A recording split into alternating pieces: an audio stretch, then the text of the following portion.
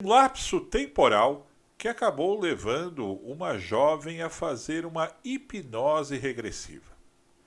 Os resultados dessa experiência foram terríveis e, acima de tudo, amedrontadores. Você quer saber mais a respeito dessa história? Então vá se inscrevendo. Afinal de contas, eu, Luiz Felício, estou trazendo mais um quadro Vídeo Mistério.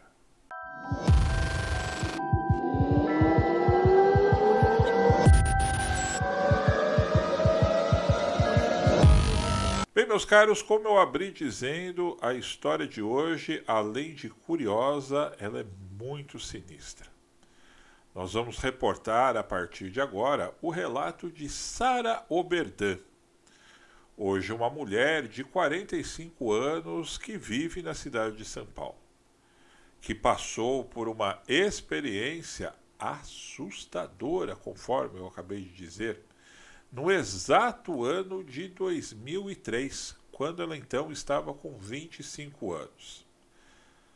No dia em que voltava do município de Bauru em direção a São Paulo, ela era uma estudante de farmácia e estava sozinha no automóvel. Era uma noite do mês de março, como eu disse ainda há pouco, do ano de 2003. E ela se lembra, conforme ela diz no relato, apenas que fazia um forte calor e estava escutando uma rádio muito conhecida em São Paulo que tocava rock, com músicas inclusive de sua preferência.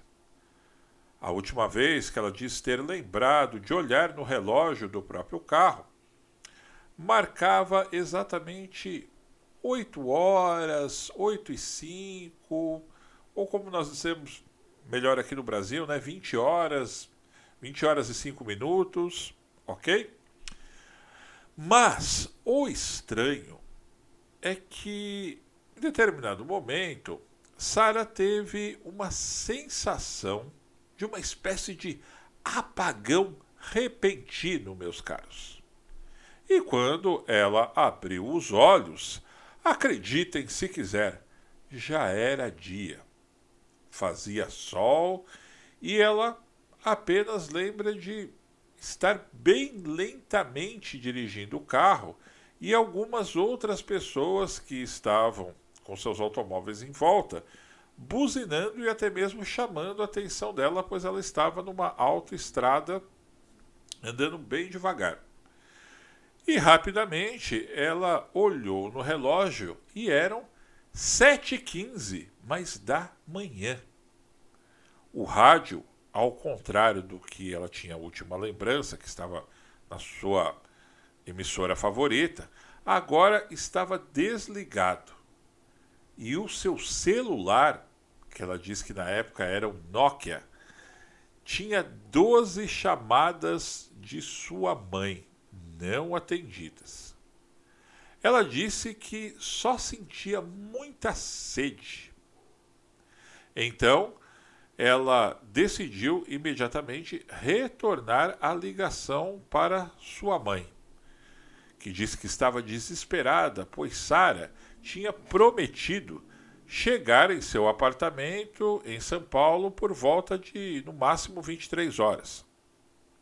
Sem entender o que aconteceu, como qualquer um que estaria vivendo essa experiência, ela foi embora.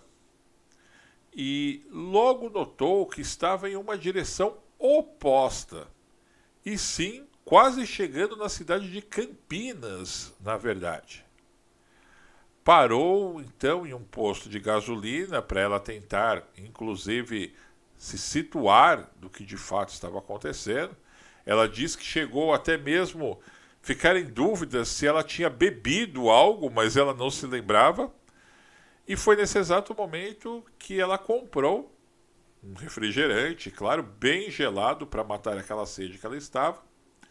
E assim que ela terminou de tomá-lo, ela foi imediatamente para São Paulo, buscando explicações para si própria. pois ela não tinha quem recorrer nessa situação. Imagine se você estivesse num perrengue desse, né? É absolutamente inexplicado. E por exatos 6 meses, ela não conseguiu decifrar o que tinha acontecido com ela. E ela também não contou muitos detalhes para sua mãe e nem outros parentes, pois ela tentou até mesmo esquecer o que tinha acontecido. Sabe quando você tem um problema, não consegue resolvê-lo, mas de priori aquilo também não está te atrapalhando, então é melhor deixar isso para lá e tocar a vida, não é mesmo? Mas o que acabou acontecendo, meus caros? A Sara começou a sofrer de uma espécie de ansiedade e até mesmo depressão, que a coligava a todo instante aquele fato que estava acontecendo. Ao mesmo tempo que ela tentava esquecer, algo trazia ela para tentar se recordar daquele dia do lapso temporal que ela acabou sofrendo. Eis que um dia, conforme ela diz aqui, na faculdade, ela teve coragem de se abrir com um amigo bem próximo sobre a tal noite misteriosa. E recorrente aos fatos, o seu amigo lhe disse que conhecia uma amiga que teve um irmão que passou por algo semelhante, mas que isso já fazia muito tempo que havia acontecido no início da década de 90. E mencionou que ele fez uma hipnose regressiva e acabou descobrindo alguns fatos que haviam acontecido. Até então, o seu amigo, até para não gerar um trauma ainda maior e ansiedade dentro dela, preferiu não tocar no assunto de OVNIs, extraterrestres, seres inexplicados, até mesmo para deixar que o profissional o fizesse. Juntos, então, cerca de 2 semanas depois, o seu amigo conseguiu o contato de uma hipnóloga, que, por sinal, ela diz que atua até hoje nessa área. E por volta de dezembro de 2003, ou seja, aquele mesmo ano, mas se passaram praticamente 8, 9 meses do ocorrido, ela chegou a fazer 2 sessões. Na primeira, a profissional, juntamente com um amigo que acompanhava a sessão, tiveram de interromper, pois Sara teve um ataque de nervos seguido de uma crise de choro. Mas isso não fez com que ela desistisse de enfrentar a situação, pois ela queria de verdade descobrir o que tinha acontecido. Cerca de 15 dias depois, marcaram a segunda sessão. E então ela descobriu algo simplesmente arrebatador, meus caros. Voltamos então à noite, nessa noite de março, da exata data em que ela teve o lapso de tempo.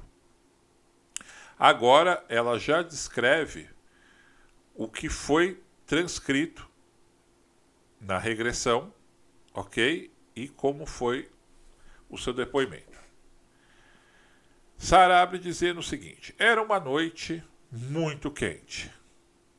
Eu estava dirigindo de volta a São Paulo, quando de repente eu vi um objeto no céu que começou a seguir o meu carro. Fiquei assustada e tentei acelerar, mas dava a impressão que ele sempre estava em cima de mim, sem fazer nenhum barulho, e ao mesmo tempo eu tive a sensação que nem o carro e nem mesmo o objeto estavam se movendo. Que era como se nós estivéssemos parados. De repente, eu vi uma luz sair daquele objeto muito intensa e eu senti que o carro estava levitando. Tentei gritar, mas algo me segurou firmemente, me paralisando. Foi então que tudo ficou escuro e eu perdi a consciência. Quando eu acordei, pensei que eu estava em um hospital e até mesmo tinha sofrido algum tipo de acidente na estrada, pois as paredes do local eram de metal e tinham luzes muito brilhantes. Eu tentei me mover, mas os meus braços e minhas pernas estavam imóveis. Foi aí que eu fiquei ainda mais desesperada, pensando que eu pudesse ter sofrido o acidente que mencionei ainda há pouco e ficado até paraplégica.